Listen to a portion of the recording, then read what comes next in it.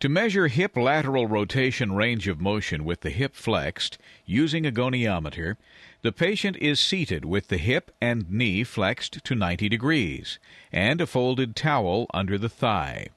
The patient is instructed to keep weight equally distributed over both hips. During the measurement, the axis of the goniometer is aligned with the midpoint of the patella. The stationary arm is aligned perpendicular to the floor, and the moving arm is aligned with the anterior midline of the tibia along the tibial crest.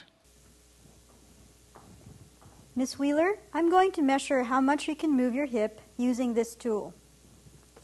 When I ask you to, I want you to move your leg inward this way and hold it there.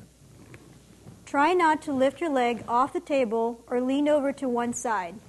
Let's keep this leg out here.